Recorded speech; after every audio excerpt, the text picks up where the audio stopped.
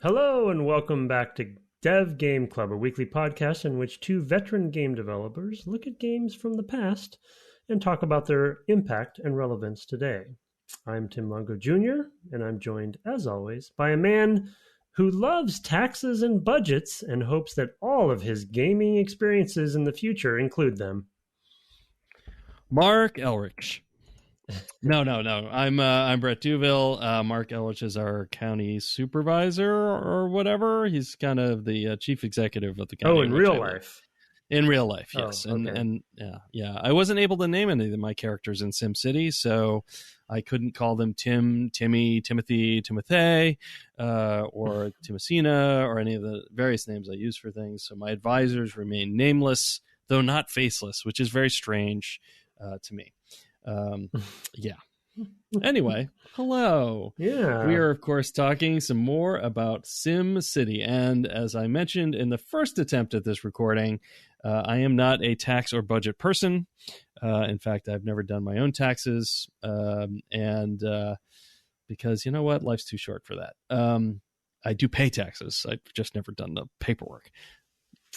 Tax accountants, though, thank you for your service. Thank you for your service. Unsung heroes of of cap, whatever. Of the madness. I mean, there are people who like paperwork and people who don't, and I'm definitely in the camp of those who don't. Yeah. But I did talking about how we played this game this past week. I didn't have tons of time to play, so I tried to speed run and see how quickly I could play the game. I just kind of turned it up to the fastest mode, the cheetah mode, and then would kind of pause at key moments where it's like, okay, I need to, something has collapsed. I need to rebuild the coal plant or whatever, and figure out how I'm going to address that when I don't have that kind of money right now, and things along those lines. And that was an interesting way to play that game. But B, one of the things I found myself doing in the very late game was being very meticulous with, okay, I'm not just setting an overall property tax rate, I'm setting different tax rates for different districts. So like residential, commercial, and industrial. Oh, okay. I'm individually tweaking those. Yeah, I got in that far where I was like, okay, like I've got a lot of demand for industrial right now. You know what that means? That property is valuable. So let's just click that up a few notches until it comes back closer to not being sought after or desirable or whatever. But in the meantime, I've gotten that revenue. Of course, by this point, I was in a hole and I was never going to come out of that hole, which that started turning in the early 1980s, which I think pretty much parallels reality. Yeah, exactly. There's all kinds of charts where it's like Reagan did it, Mm-hmm. You just point to this point where some Reagan policy happened, and it was it marked a significant decline in, for example, middle class wages or education or etc. Yeah. So, So that happened to me. I managed to replicate real life, and then of course I went into deficit spending forever with my small town, which never got that large. So, which is another topic we'll talk to. Anyway, that was my experience with taxes and budgets this time. You had to start over again, because of technical issues outside the game, which is unfortunate. Yeah, yep. I couldn't continue Gotham 2 because I lost my PC save game. The Joker came in. Yep. And teamed up with Scarecrow. Okay, I was gonna wait to see who and if. Drove the whole population, crazy. And they all fled. Yeah, there were riots, which is one of the disasters. The disaster list, by the way, which I did fool with, is a very interesting list, I'll say. I bet. But anyway, Yeah, so I just started over, and ironically, I decided to do a speed run too, just to basically when you start a map, I went in the opposite direction of everything I've been doing, which is the fastest speed, the maybe least amount of money, and then the furthest in the future. So I started at 2050 and went forward from there, which I didn't remember that, obviously the tech tree essentially is automated based on time, years, I guess you said. And so Yes, it obviously, seemed that way to me. Anyway. yeah. Because it's not like Civ, I think, where there's no research where you're trying to research the ability to get something. It just seems like it pops up at certain eras, which I guess there's maybe some sort of decision making that they've made from a design perspective there too, because I don't know if they were all like based on accurate times, but I don't know. I just started in 2050, so I had everything right. Right.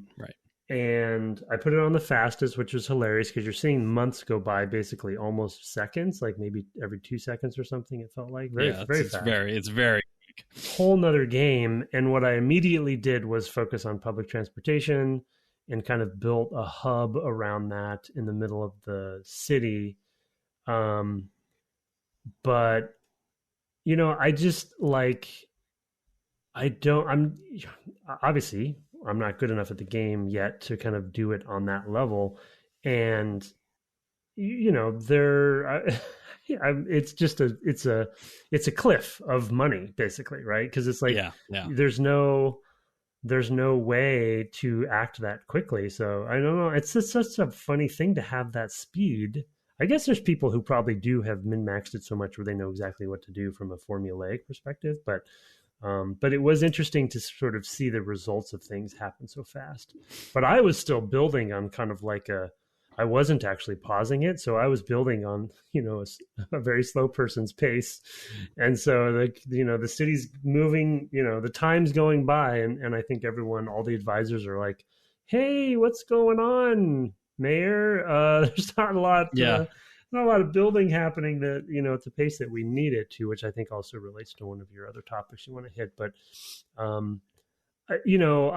think the other reason I wanted to do this same method that you did or similar is I wanted to see more of the tech stuff or the tech trees, for lack of a better term. It's not a tech tree, but, for instance, I had all the different power sources available to me: solar, wind, microwave, and nuclear and stuff like that. So that was kind of neat to fool around with, but highly expensive. Like most of them I couldn't even afford at that time anyway. And then those that, like, solar doesn't last very long, so you have to rebuild it and weird things like that. But I still wanted to test out this concept that this is, that there's a toy element to the sim games, like we talked about from a conceptual level. And, it's like, I mean, yes, and I guess it's not probably an inappropriate way for me to think about it. Bad assumptions, rather, on what they mean by that, but or the conceptual, idea of it. But to me, it's like how many preconceived notions do you need to enjoy it as a toy or as a thing to play, so to speak, and. Right. You really, like, the barrier of entry to use this thing as a toy is still not toy-like. There's still so much you need to kind of like inherently grok on like a fundamental level of the equation of things and the economics of things and the ratios and all that it's like, I don't think you really reach that toy level if you're not cheating for a long time. So it's kind of, I don't know, it's just like a weird or like a tension there between the two concepts. Quote unquote cheating. Like, I mean, there are menu options to be just like, to just give me money every year. So like, is it cheating? But I mean, to play sort of with the defaults. And I mean, I cheated in the sense that I turned off natural disasters. I don't know. They're not all natural. I just turned that off as like, I just don't. That's not a system I want to engage with right now. I don't even understand the basic thing. So I'm gonna spend more time with the basic thing and try to figure out that. But I do feel like, one of the things that you've kind of discovered is like playing multiple cities. I'm still on this first city. You can experiment more with, hey, I'm going to build districts at this size or this size. Oh, what if they were much bigger? What if they were much smaller? What if I don't know, make kind of a honeycomb alternating like plant cellular structure, alternation of them. Like, I mean, you can just do all kinds of like, what does this simulation afford as far as that goes? And that's true. I think if you're starting over and over again, you can kind of tease those things out. One of the things I discovered playing it at this speed, and actually I hadn't noticed it up to this point, is how little I care about what the buildings are. Oh, interesting. I would see buildings kind of crop up and like, it'd be like, oh, there's a skyscraper and then it goes away. And then and things are being built and torn down and built and torn down. And I just looked at all of that and I'm an architecture guy. Like I love architecture. It's something I genuinely enjoy. And in this game, I just was like, I don't care. It's like, are you occupied or not?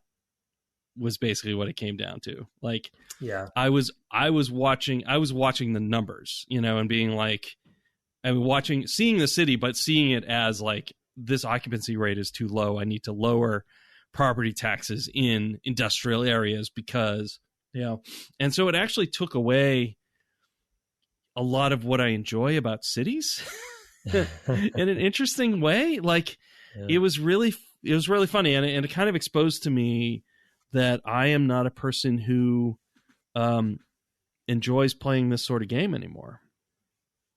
And it's, it's funny because I actually think it ties into the whole lore thing. Because I actually think that connection is actually similar to lore in the sense of like, oh, there's these tech trees and like, this is going to build up into that. And like, I think that there are people who probably like really care how that works. And I was just like, there's an economic simulation here, which I'm trying to understand, and part of that's my focus, over, playing it this way and kind of like, okay, well, like, how do you make the city succeed? I definitely got into a cycle at a certain point, like I said, in the 80s, where it's like, this city is now done succeeding. And now it's just, how long is it going to take it to die completely? Yeah. Right. Because it was definitely in a long, slow decline, which is the story of an American city from 1980s to now. And because of the way bond issues work and like the limits on that and things like that, you're very like, your ability to recover is actually pretty limited. I guess what I should have done with some of my bond issues is like just zoned like crazy, a lot of roads or whatever, put ways to get to places and electricity out to them, and just grown the city, which is another thing we need to talk about. But like, I think that was actually at a certain point around 2000 or 2010 was like, the only thing I can do now is issue a bunch of bonds, build the city to be like twice its size, to get economies of scale, build one more power or whatever, bump up the, I don't know how much fire and, and cops are getting, out of the budget, stop squeezing those things like I am, and just like hope, that I can ride that out, by bringing in a much larger tax base, basically is what it would have come down to. It's like, oh, there's way more tax revenue for the space, and maybe that would have all worked out. But anyway, yeah, I just like a lot of the things I actually enjoy about cities, I had no connection to in this game. Like these buildings would kind of spring up, and to me, it was just like, well, that's just counter. It's just pixels. It's just like, like that building doesn't actually have a story. Like it doesn't actually. I mean, it has an architect in the sense that an artist built this building or whatever, but they're kind of replicating a real world building in some sense, and like I just never actually saw the space as a human space. And that's why I stopped liking it, which is why I don't like lore, is because it doesn't feel connected to me to an individual human story. You know, even though sometimes they are stories, like, you know, it's just like, yeah, but that, like, you have to be removed enough that you can get this long arc that you don't actually get the emotional core of what happened there with lore often for me. I mean, I'm sure there's good lore that, you know, does that. But for me, like, I just want to be in the perspective of a human being and feeling what a human being feels. And when you kind of pull out to this level of like, it's just like the numbers and like these buildings cropping up that don't mean anything to me, that I just like, oh, it's hard for me to connect to that at this point. And I think it's actually a great game and toy box. It just made me like go, oh, I'm just not a person who enjoys that sort of thing anymore. Like I totally enjoyed these back in the 90s when I played them. It's just not my sort of thing anymore. I've just changed my tastes as far as that goes. You know, and I still wicked appreciate, you know, there's my Boston City origins. I still appreciate, you know, what this thing does and what it's able to do sort of within the constraints, which are another thing that I sort of see even more kind of playing at higher speed, and because they're tweaking those budgets back and forth. I also get a super appreciation of how difficult it must be to be like an urban planner or a in city management. Like those jobs are way harder, you know, than like you know, I don't know, you might live in a place where they're like, here's our 5-year plan or a 10-year plan. And you're like, kill me. Like, you know, I'm not excited. You know, like this doesn't give me any energy. I'm not interested on systems at that level. So I could never be a politician, I guess, because I'm just not, I don't know. I'm very much like at a individual human perspective level as a person, as a person who consumes things now, you know, a person who enjoys art. I'm just, I don't know. I guess I've just kind of realized that in playing this, that this is who I am now at this age. You know, I think part of that is because I'm a reader of fiction, which very much focuses on this sort of individual experience and not on the systemic one. Yeah. Because I was going to ask you about, I mean, I did not expect the lore topic to come up in this context, of course, but I mean, you know, when you look at something like Lord of the Rings or something that has so much lore, but it's grounded in, I guess your answer probably is it's grounded in the individuals. I connect with The Hobbit and The Lord of the Rings, and I read The Silmarillion, and I don't think I finished it. I fell asleep numerous times reading it, and this was a long time ago, so it's not, you know, current. I certainly haven't tried to read it in the last 20 years. But and I think there's probably some really good stuff in that, but it's like, it's there's just not like an the individual level of journey story. there. Agreed. I mean, so well, I think the other thing that I was sort of reflecting on, Tim and I are learning a lot about each other in the course of this podcast.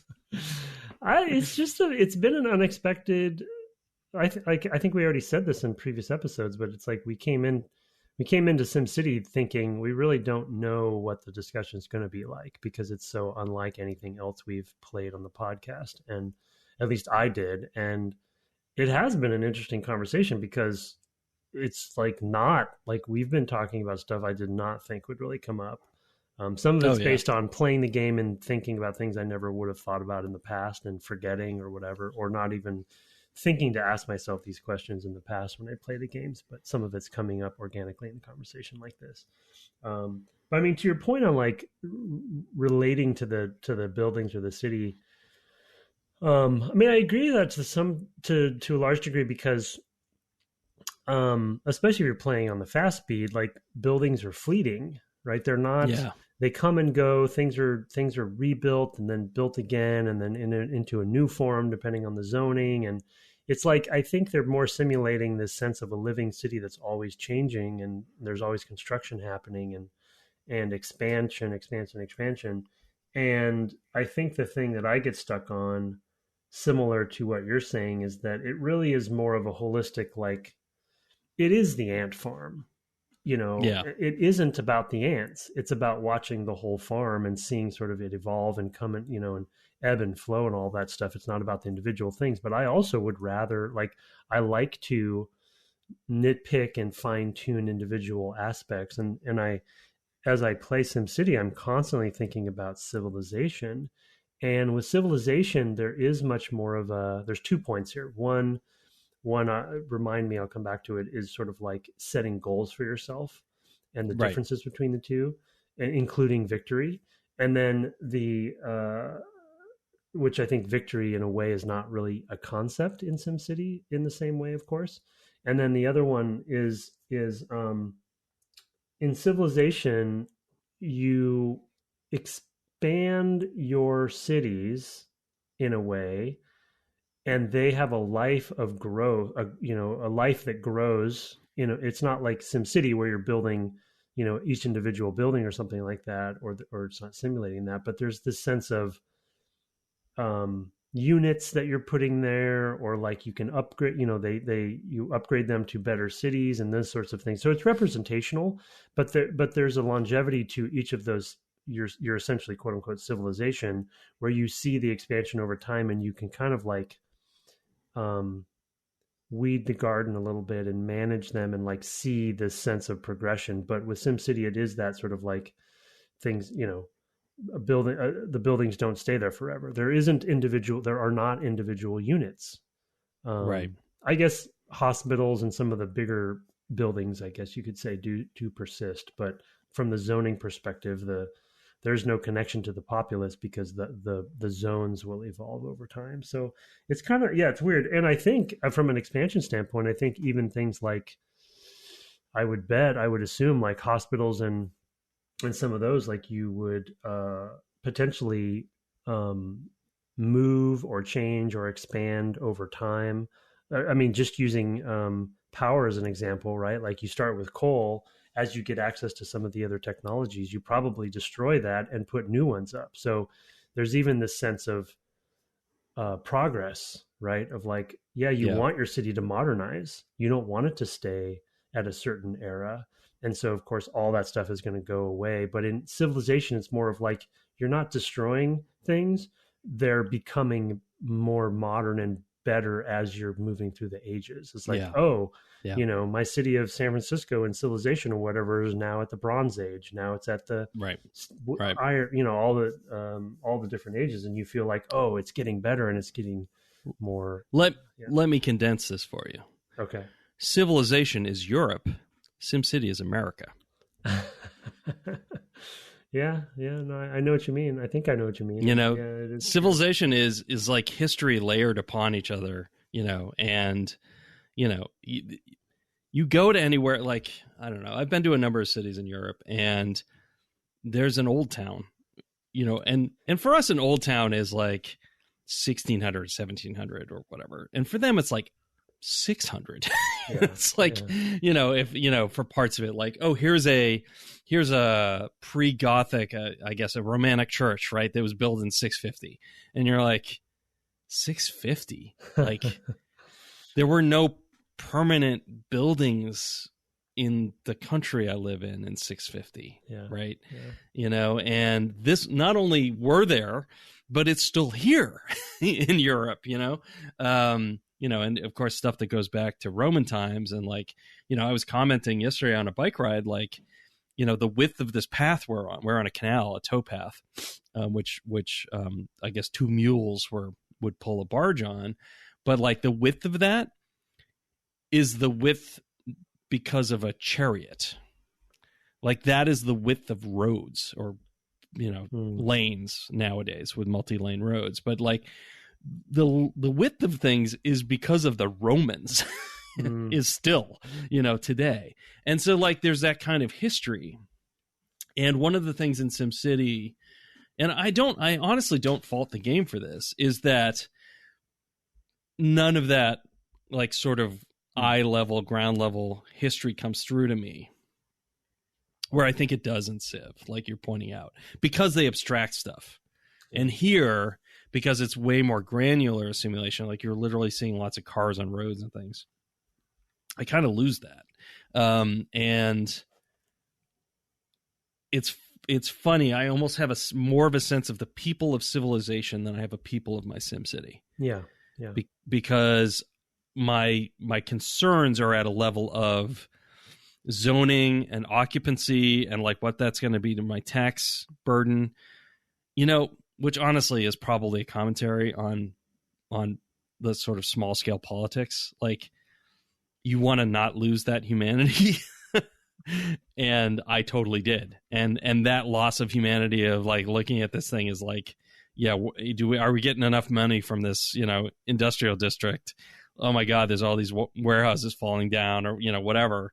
There were times where I'd pause and I'd just kind of like go with the query tool and look at various buildings and like, okay, what's happening here? Oh my God, this is worth way less than it ought to be. God, look at this real estate's prime, whatever. And I'm just like, I've lost sense of like this place. And I read stories occasionally of Oklahoma City in particular is one I can think of recently, where I read that there's a great book by Sam Anderson. The title's not coming to me immediately, but which talks about Oklahoma City and the history of the city and like what they did there. And this happened in a lot of cities where they just like threw out a bunch of really cool buildings from the 50s because they wanted to sort of renew downtown, and they just like destroyed all this great architecture. And I've become the thing I loathe the most. So now I'm just sad. Well, you became the one thing you loathe the most? Yeah, because that's exactly my perspective on this city is like, not we should hold on to this building that we created. Yeah. God, this podcast just more and more, it just makes me feel like a bad person. Well, I don't know. As you're talking about that example and stuff, and the analogy of Europe and America and history, I guess it's hard to really pull a history out of SimCity, true. Because things do come and go, and it is only about expansion in a way. Like you can't really like dig in, and European cities embrace their old towns because of the history, and they protect it, and there's other city ordinances about how to improve it or not improve it. Right. Do we put electricity in, or do we change the plumbing, or whatever it is? Ways to kind of maintain it so it doesn't lose its history. And there's some of that, obviously, especially in the East Coast here, but colonial cities or what have you, but for better or for worse. It's interesting. I don't know. I guess I just have this memory of SimCity 2000 specifically, of this sort of like joy. I guess joy is the right word, but something like joy in playing it, and kind of just that sense of like, again, that the kind of min-maxing and micromanaging of it. But it's just not here this time. It's not well, and I'm not faulting the game for it, and like you said, well, no, my point is, that was my point, is like, actually the game hasn't changed, but we have, you and I, we've seen more of life, and different places, different ways to be. Certainly I read a lot, like I said, and have sort of different perspectives on life than I had when I was playing this game back in '93, or the original, and whatever that was, '89 and '90 primarily. And so certainly my perspective has changed, and there is this sort of, you were talking there about the expansion. Like, there was a point, playing this sort of speed run of 100 years or so of the history of the city I was building, where I was like, oh, the only way to survive at this point is to expand dramatically. And I can't. Like, at that point, I had not planned ahead for that. And we'll talk about that probably too a little bit. I had not planned ahead for great expansion. Mm-hmm. And I was really just kind of maintaining. And I liked the idea of staying small. And I think about, sort of the American experiment with how we live here, and staying small is not a winning strategy. Yeah. I'm from New England, and I've been to any number of small towns where I'm like, this town, just as a person who comes in and like does something like, I don't know, I go to a town and there's like tubing or something. But I'm like, this town doesn't have enough to bring in, and self-sustain and bring in money. So this town in the long term is not going to make it. Yeah. It's just, and it's really, on the one hand, I'm like, this game actually pretty accurately reflects American life and ideals in some ways. Mm-hmm. And it makes me now, as a, as an older person, like melancholic about those facts, that we haven't built a culture that is able to retain without some real luck, let's be honest, that sort of thing. And then the final point I'll make about all this is like literally no other game that we've talked about have we come to sort of like these sort of level of philosophical questions, which is just a huge crowning achievement of a game like this. That you and I can be talking about this 30 years after it came out and being like, oh man, whoa, this is heavy. That is amazing. That this game in the most unexpected. Yeah, absolutely. Like, I mean, there's lots of games that have really interesting stories or really interesting conundrums or really interesting, like, whatever. But this is like just literally making me philosophically look at our society, other societies, the choices we've made. And like, that makes this game really, really important to me. Even though, like, in the moment of playing it, I'm not, like, loving it. I mean, it's just, to me, that's extraordinary. Yeah. There's a profound nature to it that they,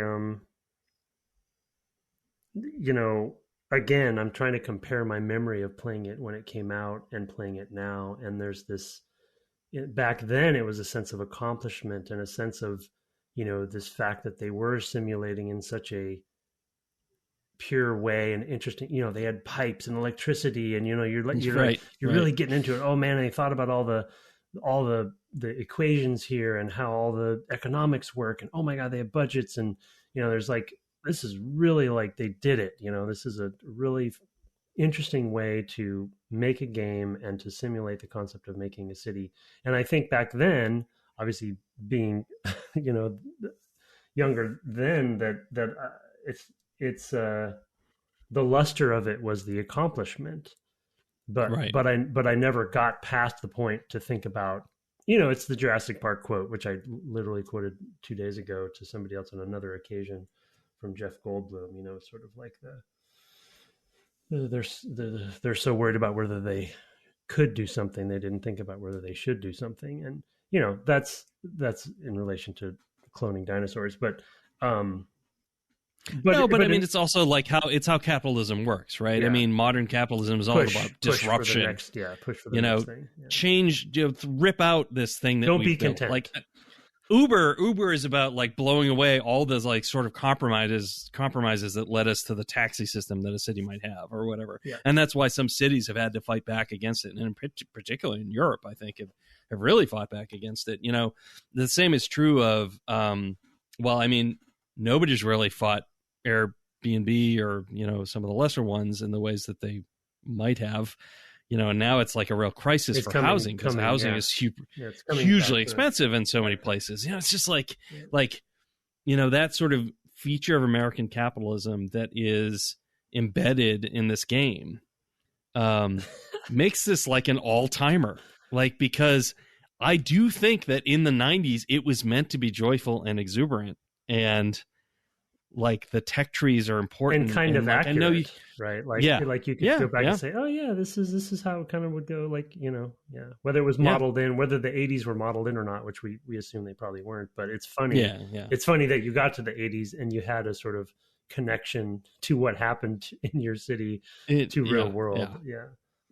I mean, I was kind of looking for it, obviously, because at this point, like, I mean, back in 1990 or so, I would have not like made that connection and seen that happening.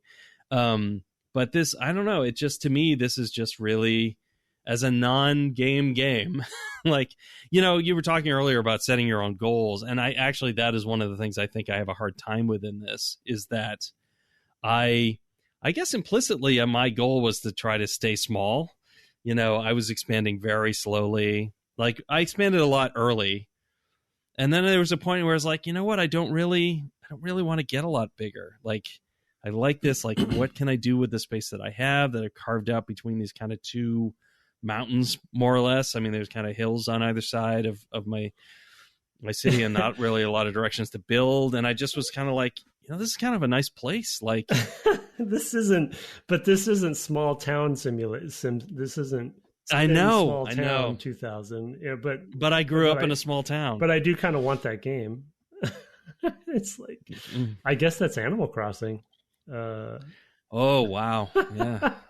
that's the cottage core. That's too. That's funny. It's too small, honestly. Like, there's a middle ground. Yeah, fair enough. I think I was aiming for. Like, I grew up.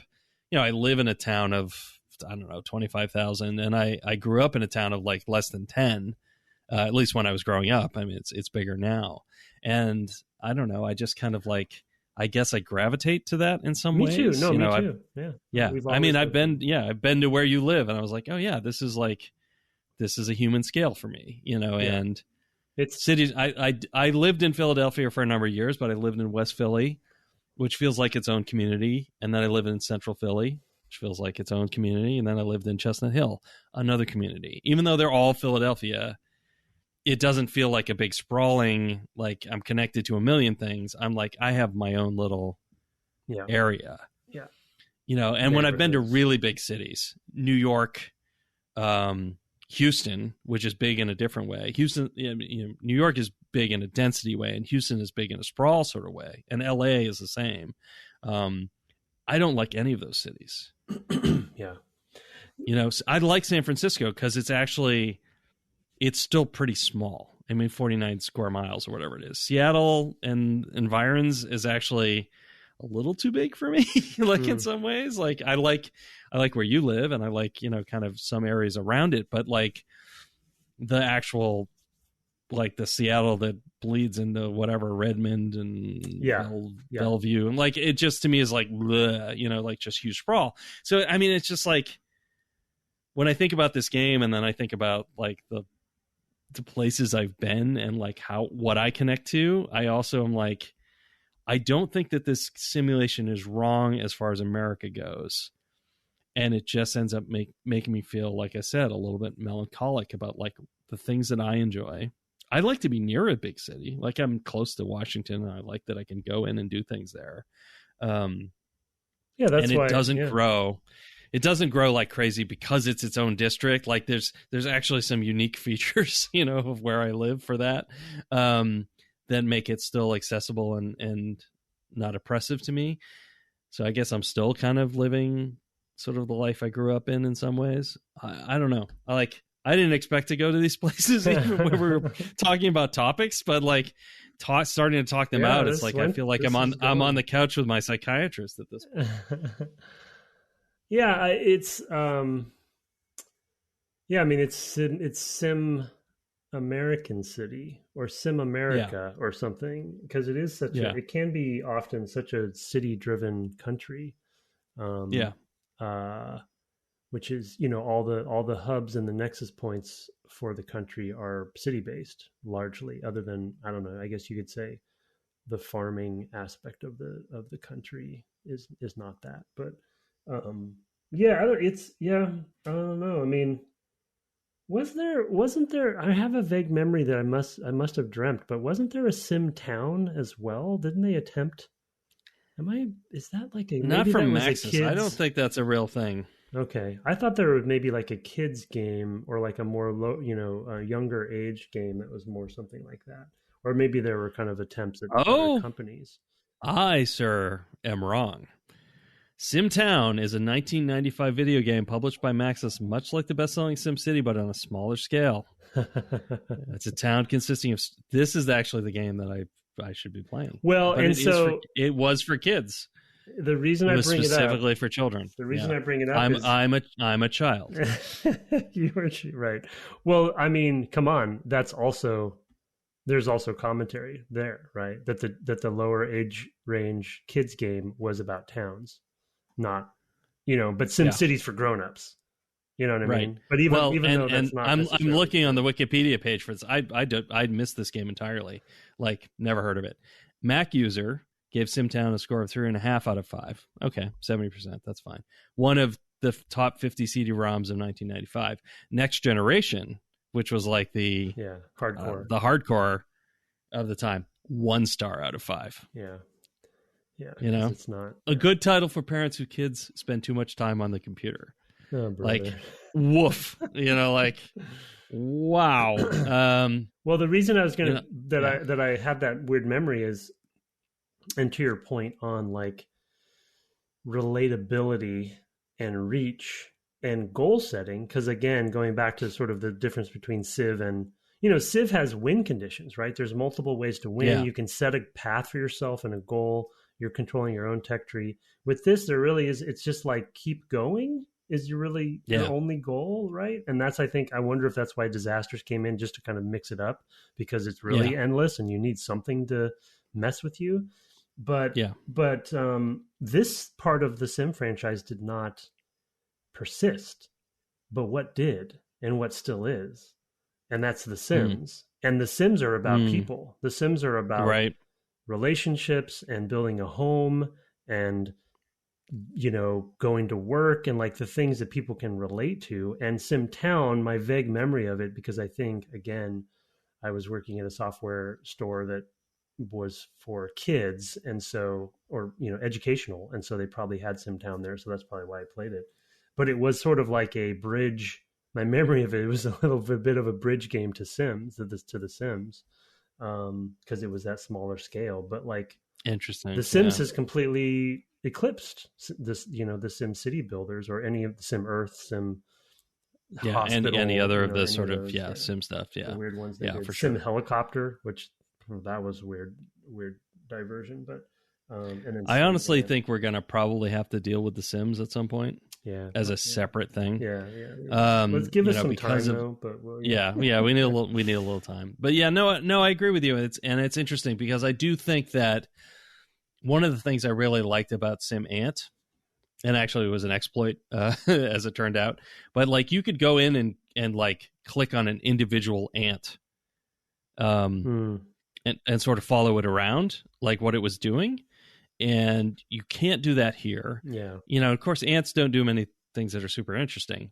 But the other thing you could do is like go in and like, and you could sort of like control it in some ways. I don't know if it's direct. It's been so long. But I feel like you could go in with an ant and like individually control an ant. But what turns out you could also do is like go in and find a predator, a spider, and control the spider, and go and take out another ant colony near you. And that's how you could win the game. It's like you just go wreck the other colonies with your spider. Like, I'll find a spider that's attacking my ant colony, and it's close enough now that I can go after the other ant colonies. But I will say that sort of like individual level of control and like sort of local knowledge of the space that you're in had a real appeal, and I think it's a similar appeal to what's like in Dungeon Keeper, which also kind of gives you that level of fidelity and control, which is another sort of Simish game, with a very different sort of goal and darker goal, obviously, and an explicitly dark goal rather than what turned out to be the implicit goal, of SimCity 2000. Now looking at it, 30 years on, it was meant to be dark in a humorous way, but it was also very like you can go in and see how an individual lives their life in, or is doing things in Dungeon Keeper or in Sim Ant. Yeah, right. And even exert some direct control. And I don't think it's actually the direct control that I miss. It's the sense of that scale. Yeah, I feel like I don't know if 3000 did it or some of the future ones, or City Skylines does this. I've watched a couple of videos, but I don't remember. But I feel like the city builders over time have maybe not direct control, but allowed you to observe individuals running around, so you can actually click on them and like get a sense of it. They've all gone 3D, of course, too, and so the representation of units is changed to some degree too. But yeah, I mean, this is such at a 10,000-foot view that it's. I mean, it's sort of like the what's that Ubisoft hacking series? Watch Dogs? With the guy Watch Dogs, right? Like that level of like everybody has a story. Yeah. Like you're at ground level, everybody has a story. Yeah. Well, I mean, even the older ones everybody had a probably procedurally generated name and like what they were good at and bad at, and you weren't doing anything with that, but you were like hacking their bank accounts or whatever you were doing. In even the original one, and like that sort of level of seeing that as Aiden something or other, the guy with the ball cap, was like the whole thing and kind of the appeal. Yeah.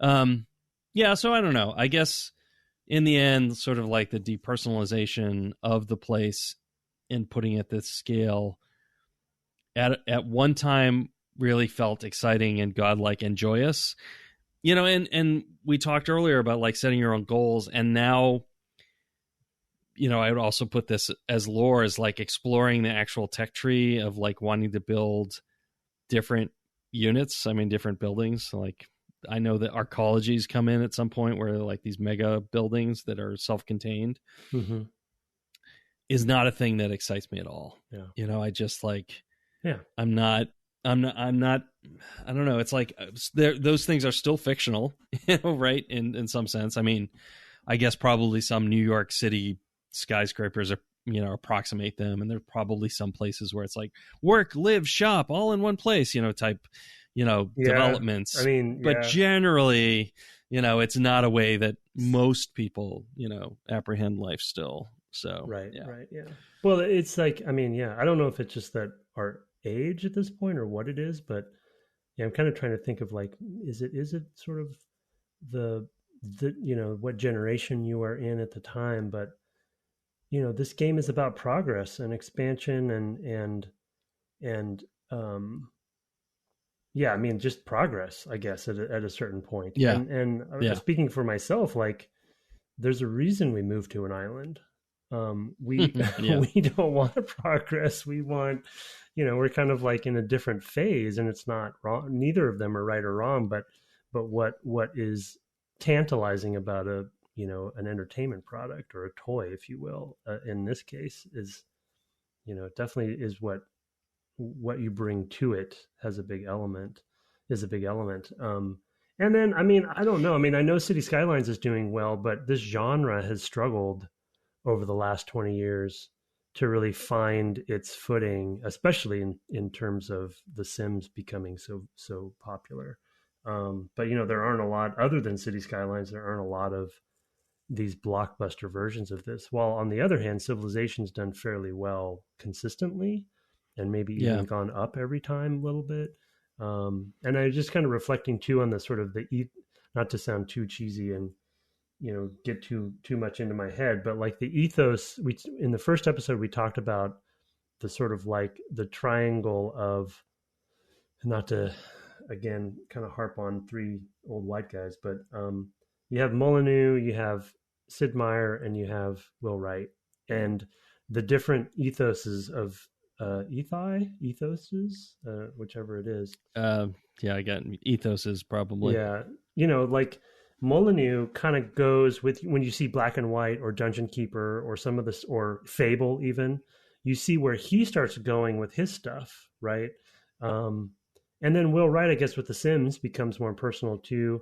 And of course, Sid Meier kind of stays on his track, but it's just interesting to see like where they, at this time, we know that all three of those games were starting at that 10,000 foot view, Civ, Populous, and SimCity.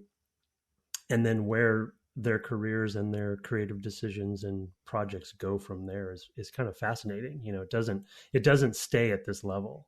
Right. It goes in other, like Black and White, yes, had the God game kind of motif, but it was very much about this creature, and making that creature very like intensely personal in some ways. Yeah, right? exactly. Like, relatable, right? Like you want to take care of this cow, or this giant cow that's walking around, which was my character, of course.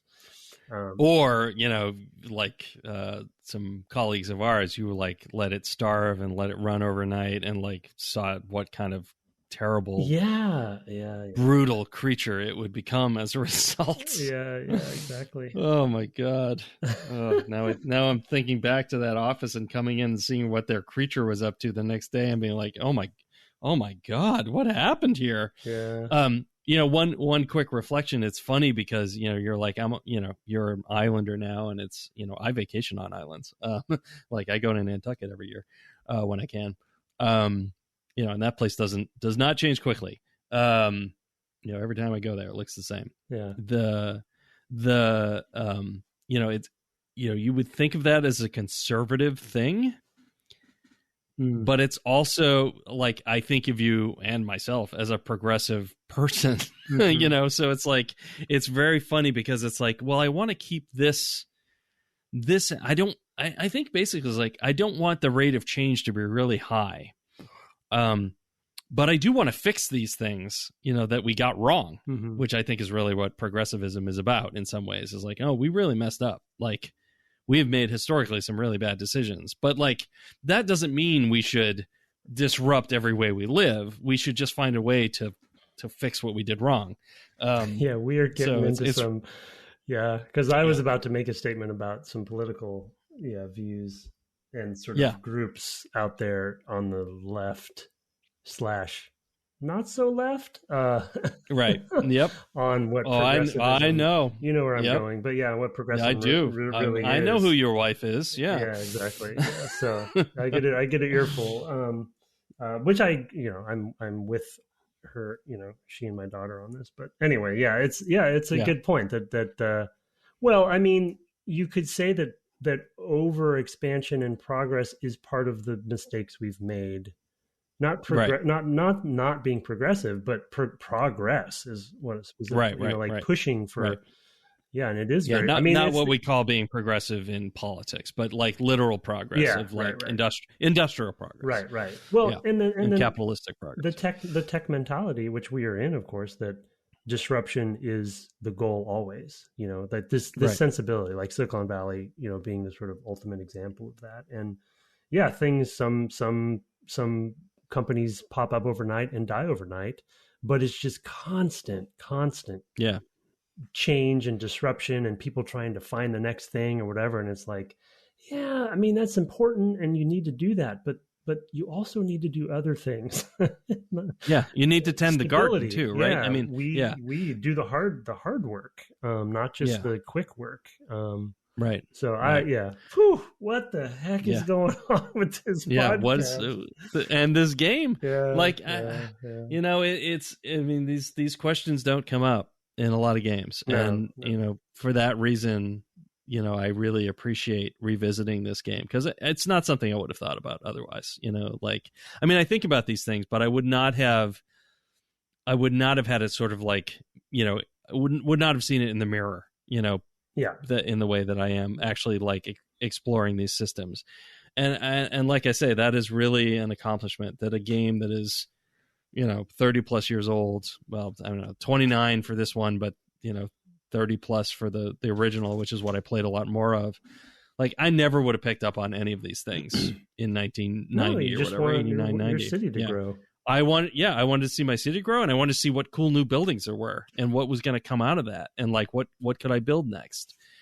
And now I'm very much like, is that the right thing we should be doing? Like, can you guys just stay the way you are? Don't build an apartment. It's also funny because like I came back from a long bike ride yesterday, and we were driving along, and we came onto this road from a direction I don't normally come, and I saw this building, and the person I went on a bike ride was like, "Yeah, look at that building. They built it like it was a textile mill from the 19th century or early 20th century, and then made apartments just in that style."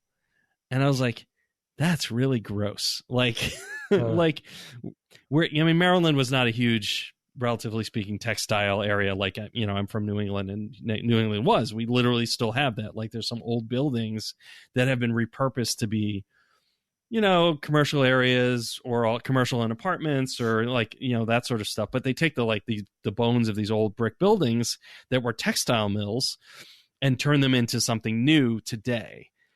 And here, in this case, it wasn't an old building. In this case, it was a brand new building, a brand new building of apartments with like commercial stuff on the first floor that was pretending to be that. And I was just like, that is just that's the weirdest. Yeah. Because the expense to do that was just like, why would you do that? Yeah, you're just like, I don't know. It depressed me in some way. I'm just like, that's just gross. I was just like, okay. I mean, it's just like I don't know. It's like textile meal porn or something like, like, what is that? I don't know. So that's opening. Here's another can of worms. Let's take the fact that we're all verklempt and take this into our email. Cause we're like, we had some topics, but here we are, as we have been. We did, somewhat tangentially in some cases, but let's instead turn now to email. Let's at least read two, so that one apiece, so that we can get some in. I know we're coming up on time constraints, so why don't you go ahead and give me one? So these were sent to devgameclub@gmail.com. Okay. I'm wondering if I cut something off when I copy pasted this, but this one is from. Is it Ole? You might have. Ole? Oli? Yeah, I don't know how to pronounce this. OLE. So Ollie? Yeah. Maybe? And it says Eggaman, but I think it's Mega Man. It's supposed to be. Oh, no, it's Ole Solly. It's like Ole, this old shoe, Ole Yeller. Ole Solly? Whatever. Okay. Yeah, sure. That's how I read it. I apologize. Well, it's from... If that's your actual name. Sweden? Yeah. SE looks like I think okay. So. Well, thank you for writing in. Mega Man and roguelikes.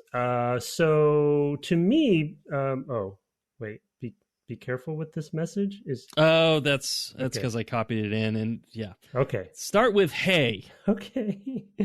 Got it. Okay, I'm catching up. I don't read these ahead of time, so I'm just kind of like, okay. Yep, hey, you're in the moment. Love the show and the discussion. Since I'm an old Mega Man fan, I'm really happy to hear the discussion about the series. Grew up with the games and played them more than a healthy amount. Could blaze through 2 and 3 without any lives lost, which I would never ever imagine manage again now. Wow, that's amazing. That anyone can do that. She could do that. I was a little bit surprised that when you mentioned the modern roguelikes in comparison to the series, that 20XX was not mentioned at all. Is that a Mega Man game? Sort of. That is a roguelike, I'm gathering. Oh, okay. It's sort of a Mega Man X game. Oh, I see. Right. With procedurally generated levels. It's actually a gem where they really managed to capture a lot of the parts I really enjoyed with the old series, and at the same time bring their own to the table. I hope more people stumble onto it and give it a try. Kind regards, Ole Soli. Or Ole Solly, we don't know. We apologize, so sorry. and we are very sorry. Please let us know. The reason why I included this email was, and I'm sorry, I forgot to trim out the Google stuff. Gmail actually flagged this one as potentially phishing or something like that, and that's why you have that weird got it stuff at the beginning. Okay. So the reason why cool.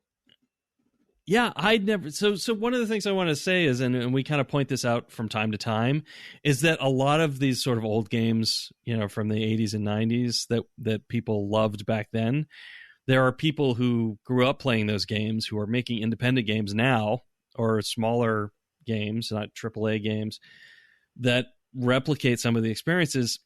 This is one I've never heard of, and it's hard. I mean, part of the reason why we kind of target the area that we do, which is mostly like very late 80s to like early 2000s most of the time, with a couple of exceptions, is that it's a time when we were very on top of everything that came out in some ways, but also like you start getting later than that, and the variety and breadth of games, like we've never talked about a mobile game. We're kind of abutting, that kind of time period, but like explosion of games that happened kind of in the mid 2000s, I'd say, means there's a lot of games I've never heard of. I mean, there's some from back then for sure, and especially on consoles when I was not a console player. But I appreciate, occasionally hearing from folks and saying, hey, you should check out this cool series that, that carries on the lineage, I guess. So, I mean, it is spot on.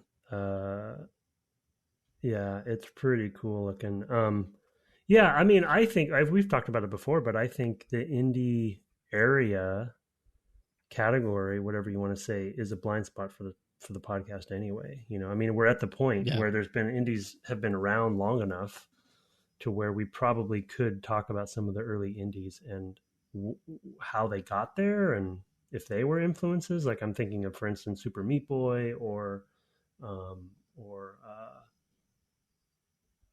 I'm blanking on the name of the Fez, or I don't know, some of those the early ones.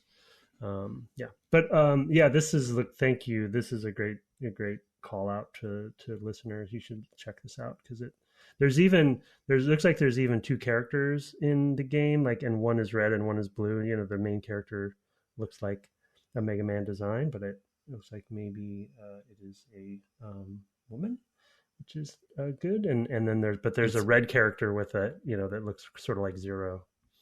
Okay. Yeah. Okay. Yeah. There's definitely, for sure. I mean, I look at things like this, and I'm always like, I mean, one of the things that's great about some of these old games is that the formula has so much space in it for exploration and new interpretations, like new abilities or just like basic mechanics and things like that. I mean, there's any number of things.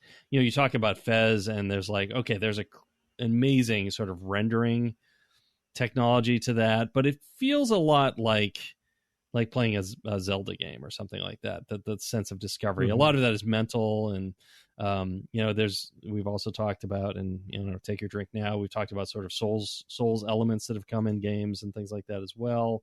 I don't know. I mean, I appreciate this is definitely something that I never would have found on my own. I mean, I just can't keep up with everything anymore, not even remotely. But it is an interesting looking game. So thanks for writing in. If you are a Mega Man person, then this might be up your alley for sure. That's 20XX20XX.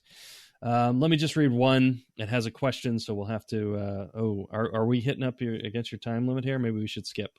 No, we're good. Let's do it. I'll. Okay. Yeah. All right. It's from Artemage. I mean, come on. Yeah. The political and economic defaults of SimCity. So, within the past 2 years, I stumbled across. I cut a few bits out of here. Sorry, Artemage, that your full expression was not flowering here. I stumbled across a video essay from Polygon about the hidden politics of SimCity. I'd say this can be an indication of intent rather than defaults of culture, at least on these matters. The things like Christian and parents' churches may be intentional or thought of as default. That's hard to call. Now, I get that not every game can be Dwarf Fortress, with its unintended consequences due to the nature of its systems, and most games have to come with systems pre-inserted. But I have to question the choice of pushing one's ideology in such systems over following the data and evidence when you're coming to a sim game that is supposed to reflect something much closer to our reality. Problem is, this is a hard line to walk due to creative freedom, ideas around censorship, etc., etc. And I don't imagine that in these games, the target audience, children typically, even back then, are going to be absorbing these lessons because they're more having fun making the monster stomp on their city than try to figure out why there's so much traffic and they have no money. He notes that Bowser in the SNES version of SimCity was actually the monster stomping on the city. But some kids are going to start to take this seriously when they start to really form ideas on what's best for people and reality. So humorous, guys. If you were to work on such a game, how would you handle implementing such systems? What would you use for your basis? Even consider access to the resources back in 1993 if you want to approach it from Wright and Maxis's points of view. And he gave links to the video essay and companion article that he references. Take care, Artemage. So, Tim, go ahead, fix it. Fix SimCity. Yeah. Artemis, it's simple. Jerk. Yeah, exactly. Like, okay, just ask the The question Here, I'm just going to hold this pin. Hold the grenade for me. Yeah. Well, I mean, I don't have the answer to what he's talking about for literally a SimCity game, because it is. I don't envy that challenge, right? Of how do you can't do everything. So what do you focus? Like, what do you focus on? But he did ask the question, and what did he say? Like, what would we do to approach? Yeah. How would we handle implementing such systems? Yeah. Well, I mean, I guess it's maybe a tiny bit of a cop-out answer, but if I were to ever make a sim game, so I think in the first episode, I think we probably talked about it, and I think I uttered a little bit of frustration with the concept that games can be apolitical, which I don't believe. And so what I would do with this, if I were to make a sim game, which will never happen, by the way, I don't think, I would actually focus more. Like, I would go and pick a category of something and focus heavily on that thing, rather than going wide like SimCity, trying to like do a whole city or not even just a whole city, but sort of the macro economical side of it. I would, and I don't mean Sims or Sim Town. I more mean like Sim Congress. A bodega. No, I don't. Oh, okay. No, I mean, Congress maybe is even too big, but like lean into so what Artemij is asking is sort of like that the challenge there, but also like the walking on eggshells, sort of like, what do you pick and what do you, how do you please everybody and all those sorts of things. And I would actually sort of focus on one direct question and simulate that area, and actually lean into the commentary, lean into the politics, lean into the lessons because it'll force you to pick your battles more specifically. So I guess I'm just saying, put constraints into it and force yourself to take a stand. Interesting. Overtly. I think for me, if I keep it to try to stay at the same and mine's a sort of scope as SimCity. Yeah, no, I mean, that's fair. I think for me, if I were trying to do SimCity, one of the things that I bumped up against this week, playing in sort of the speedrun way, was like, I wanted to actually push things a lot further. And I discovered for the property tax, there's a hard limit of 20%. Can't go higher. And I was like, like, there's a lot, there's a lot of value. Capitalism. That's a choice. Yeah, that's a choice. Like, and I wanted, like, at that point, I wanted to say, I actually want to take the landowners effectively and say, you know what, you've got to pay more. And I want to be able to do more with that money to make this a better place to live. We actually had another email about, what you should aim for in building a city. And I guess we'll talk about that in a future episode. But like, I wanted to be able to build more amenities. Like, I wanted to build the zoo and the park and whatever, the other sort of things that were in the balloons section of the interface. I wanted to build more of those. And I wanted that to have an impact. And I wanted to see if it was possible. I'll have to go back and start again and build towards this to see if the simulation will accommodate it, and whether that level of sort of benefits you get from those sorts of amenities overcomes the financial burden that you're expected to pay, where it's actually net a positive. And at what level does SimCity allow that to happen, if any? And so, for me, uncapping some of that stuff to make larger investments, or even just to levy a one-time, there's things like that. You know what? I'm just going to charge everybody who owns a home, whatever, $100, or whatever the number is, in the city. And yeah, some people will leave. I wanted more opportunity to find other local maxima. And I feel like this game drives to one specific local maxima, which is a lot around public transport, which I don't disagree with, but I think maybe makes a lot of us psychological assumptions about people living in a place, and what they'll do when taxes change, So, I don't know. Those are the things like that I would want more out of this. If I were to like mod it or something like that, those are the sorts of things that I would probably try. Just staying within the existing framework. So thank you for that, Artemage. I'm sorry that we're not giving it many minutes of time, but in some ways our philosophical discussions are covering some of that anyway. Yeah, it's a slippery. Yeah, I mean, I know what he's getting at. I think inclusive design is still evolving, of course, and will always forever evolve. But I do think there are some simpler ways to be more inclusive with the SimCity design, if we take it explicitly, that are not as hard as, I think not making assumptions on your audiences the way that I think some do would go miles to helping solve some of the problems he's talking about. He mentioned churches, right, and religion. There's simple things you could do. For sure. Knowing that, okay, still maybe you think your audience is primarily X or Y, you still should be inclusive with what religious buildings and institutions pop up for everybody's sake. So and honestly, there's no reason why you can't just model, that your population has diversity, and that's one of the things that, it's something I see looking around where I live. I mean, I have I believe it's a Korean Baptist community, kind of on the eastern edge of where I live, and not in my little area, because I don't live in a huge place, but like a town or two away, I know there's a sizable mosque, and then actually there's more than one now that I think about it. So it's modeling that stuff seems not unreasonable.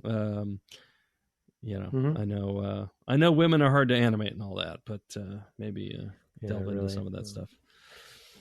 So anyway, I'll just open that can of worms and pour it out, and we'll move on now to thanks for writing in to devgameclub@gmail.com. And of course, we'd love to have your reviews. Generally speaking, I find the ones that are on the Apple Podcast infrastructure, but if you want to send us and point us in the direction of one you've put somewhere else where you listen to your podcast, that'd be great. You can find us on the web at devgameclub.com or on Twitter at devgameclub. You can also find my co-host at Tim Longo Jr. with a JR at the end. Tim's taking a little break from twitching right now, but you can find him later at twitch.tv/Tim Longo Jr. when he's finally ready to take on Ornstein and Smug. I am ready. Whoa! I played. I upgraded my weapon. I have humanity in the bank, and then my PC crashed. So when I get back to that, I was actually thinking about doing it tonight. But, I look forward to it. I am looking forward to it. I would very much like to see that, because I went and farmed a lot of humanity and then you did it on my second try, so I'm very interested. Anyway, our intro and outro music was written and performed by Kirk Hamilton, commissioned by friend of the cast Aaron Evers, and our logo and our merch store are by Mark Garcia. That is a labor of love for us, and we appreciate Mark so much for the very amusing entries that he puts in there. Check out the pinned tweets on Twitter at DevGameClub for those. It's in the second one, the response. Anyway, have fun rebuilding your ugly, smelly, coal-powered plants this week, and good night. Good night.